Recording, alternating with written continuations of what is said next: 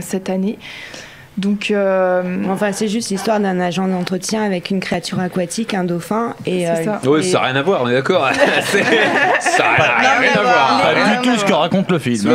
Les idées appartiennent à ceux qui les font. Et là, je pense qu'il y a plus une question d'argent et de droit d'auteur là-dedans. Toujours, de toute façon, dans toutes les histoires de procès, surtout aux États-Unis, c'est principalement des histoires d'argent. Oui. Petite question, j'annonce la question qui va un peu peut-être générer l'animosité. The Shape of Water, nous le savons, est nominé pour les Oscars, notamment dans la catégorie reine du meilleur film. La forme de l'eau de Guillermo del Toro a-t-elle toutes ses chances de remporter un Oscar, des Oscars, comme beaucoup de gens le pensent? À cause de cette polémique, tu parles ? À cause de la polémique. Est-ce que ça va pas... C'est bizarre que ça arrive maintenant, en fait. Ça va rien faire, c'est ça qui se dit. C'est une pièce un peu sombre de 1969. Je sais pas si elle était connue, je la connaissais pas du tout. Après, sinon, on peut dire aussi que E.T. ça ressemble à The Shape of Water. Oui, c'est ça. Ouais. C'est pareil, c'est... Ou Super 8. Ou, tu trouves des ressemblances où tu veux en trouver. J'ai confiance en Guillermo. Ouais. Donc pour vous, il y a aucun risque, aucun... Non.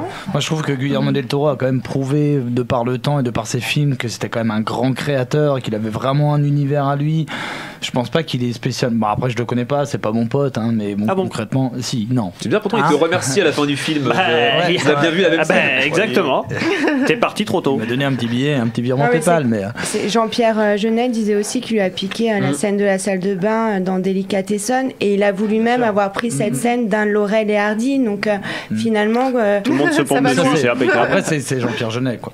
Ouais. Voilà, on sait jamais, mais moi l'acte de création dépasse un peu ça. Globalement, je suis complètement d'accord avec vous. Je pense que ça ne va pas entamer ses risques, enfin ses chances de gagner un Oscar. Non. Quoique. Voilà, on ne sait pas s'il va gagner, mais s'il ne gagne pas, je ne pense pas que ce sera dû à cet événement.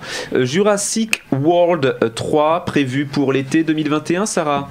Oui, alors c'est Universal qui annonce la sortie de cet opus 3 pour le 11 juin 2019, très exactement.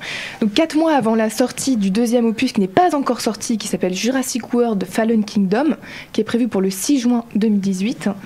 Et son réalisateur, Juan Antonio Bayona, qualifiait déjà la saga de trilogie en septembre 2016. Donc il y avait déjà cette idée finalement prévue sur le long terme d'avoir une franchise avec Jurassic World. Et le Colin Trevorrow, qui avait été le réalisateur du premier opus, participera à l'écriture du troisième. Donc c'est bien contrôlé quand même. Mais est-ce que cette franchise elle a une chance de durer sur 3 opus ? À votre avis, elle continue dans le bon sens ou... Parce que là, on n'a pas encore vu le 2, donc... Surtout, est-ce qu'on peut faire de la qualité en sortant un film par an ? Oui, c'est ça. J'en ai vu ça avec Star Wars, c'était pas cher. Harry Potter a sorti un film par an, bon, voilà. C'est possible de sortir un film par an, même 3 films comme Song-Soo, toujours des films de qualité. Oui, mais c'est pas dans l'idée d'être saga. Non, mais je plaisante, mais globalement, il y a 2 questions qui se posent. Soit la question, c'est est-ce que ça va durer, ou la question, est-ce que ça va durer dans le bon sens ? Est-ce que ça va durer, tant qu'il y aura de l'argent, tant qu'il y aura des spectateurs, ça va durer, ça c'est sûr. Est-ce que ça va durer dans la qualité ? Je pense que c'est déjà mal parti, parce que dès le 1, c'est déjà de la merde. Donc au final... Surtout que c'est repris de Jurassic Park, donc c'était quand même osé de s'attaquer à un gros... un chef-d'œuvre du cinéma. On est à Hollywood. On est à Hollywood. Pas besoin d'une grosse intrigue maintenant avec les moyens techniques qu'on a. Je sais pas. Moi, je trouve que tu fais facilement des films avec, qui sont vite impressionnants. Oui, non, mais c'est ça le problème. Donc, du coup, tu peux en faire 10. Mais ça, c'est un souci, du coup. En tout cas, pour une mentalité, disons, française, voire même européenne, en fait. C'est les Américains qui sont très forts là-dessus pour nous en mettre plein les yeux. Ce que je pouvais reprocher à un Blade Runner, par exemple, des choses comme ça. Le dernier, j'entends. C'est pas du tout la même catégorie. Non, je parle pas de. Pour les États-Unis, Blade Runner 2049 est un film d'auteur. C'est un film d'arrêt d'essai. D'accord. Bien sûr. Voilà. Tout est dit. C'est ça, Hong Sang-soo et ça, c'est exactement la même chose de toute façon. C'est un peu pareil, quoi. Tout à fait. Ce que je veux dire, c'est que genre Blade Runner, pour l'exemple, est un film qui t'en met plein les yeux et c'est un peu ce que je reprochais dans le sens où, certes, c'est joli, c'est parfait, mais par contre, moi, c'est un mauvais exemple. C'est pauvre.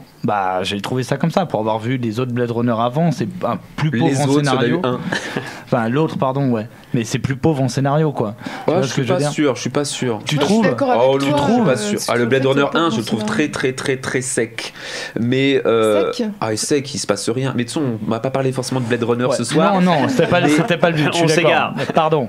Mais voilà, Jurassic World, on est à Hollywood, tant qu'il y a de l'argent pour faire marcher la machine Afrique, il y aura du monde, ça va etc. enchaîner, Les Chinois, ils vont adorer, ça se trouve. Tu vois, on n'est jamais à l'abri de petites surprises. Ah oui, comme la dernière fois. Ils aiment pas forcément Star Wars, mais Jurassic World, les dinosaures, tout ça, c'est universel, j'ai envie de te dire. Le problème, c'est que les Chinois, ils sont 1,5 milliard. Donc si à un moment donné, ils commencent à aimer un truc, les mecs, déjà, ton film est réussi, quoi. Voilà. La Berlinale a consacré un film roumain, Touch Me Not. Oui, tout à fait. Donc, elle a commencé le 15 février. Le festival a été ouvert le 15 février. Le grand festival de Berlin, l'un des plus grands festivals mondiaux. Oui, c'est la 68e édition déjà. Et elle s'est achevée donc samedi dernier. Et nous avons donc le palmarès. Donc les deux grands gagnants cette année sont des gagnantes. Et j'aimerais bien avoir votre avis sur ça. Donc il y a la Roumaine Adina Pintili pour Touch Me Not, qui remporte l'Ours d'Or, et la Polonaise Malgorzata Dzwumowska pour Twarz, connue de tous, bien entendu. On a hâte de voir les films. Qui remporte juste derrière donc l'Ours d'Argent.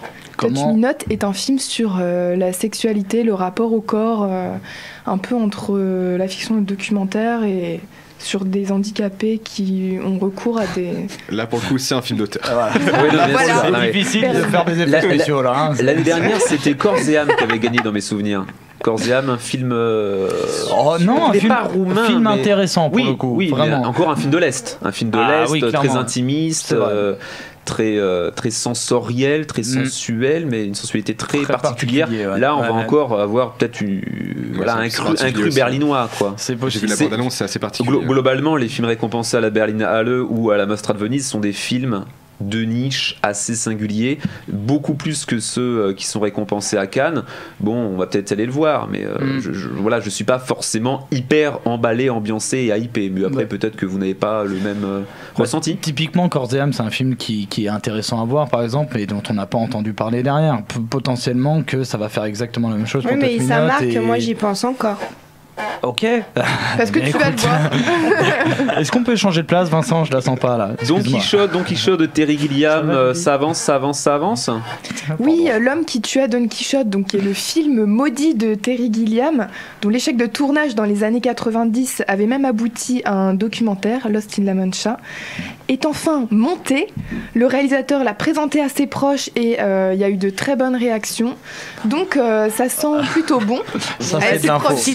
C'est papa et maman. Sa grand-mère a kiffé. Voilà. Oui, mais proche de Terry Gilliam, on ne sait pas ce que ça veut dire, mais en tout cas, il est jamais. Ils étaient à sa gauche, quoi.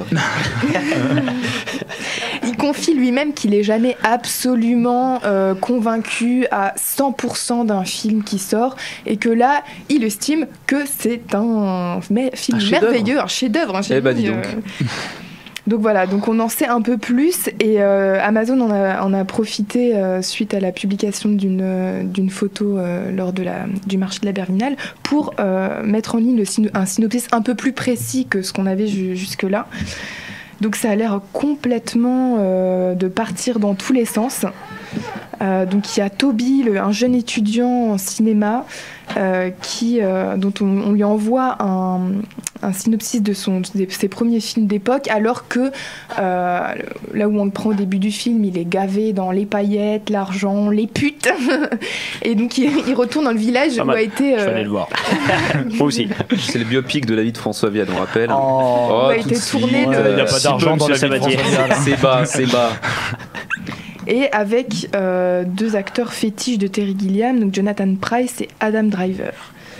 Et à votre avis, est-ce que L'homme qui tua Don Quichotte peut sérieusement concourir à un prix au Festival de Cannes, où il y a des rumeurs comme quoi il serait projeté pour la première fois au Festival de Cannes?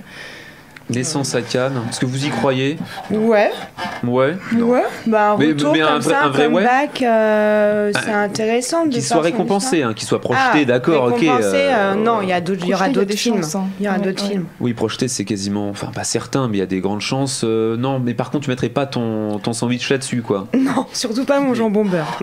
Excellent. Mais Guillaume Lataloche. Comment tu fais pour estimer ça alors qu'on n'a aucune idée de ce film? Au doigt mouillé. Au doigt, moi je comprends pas. Pardon, suivant. Comment là, on est peut juste sur faire du pour essayer teaser de Terry Ouais, Gilliam, mais en justement, fait. ouais, mais en même temps, c'est proche. On dit que c'était vraiment pas mal. Hein. Donc, moi, j'ai fait un court métrage la semaine dernière. Ma grand-mère a adoré. Hein. Donc, je le présente au Festival de Cannes. Non, c'est pas il vrai. a toute une histoire aussi, ce film. Il a toute une histoire. Ça veut pas dire qu'elle a pas aimé. C'est peut-être ça qui l'a tué d'ailleurs.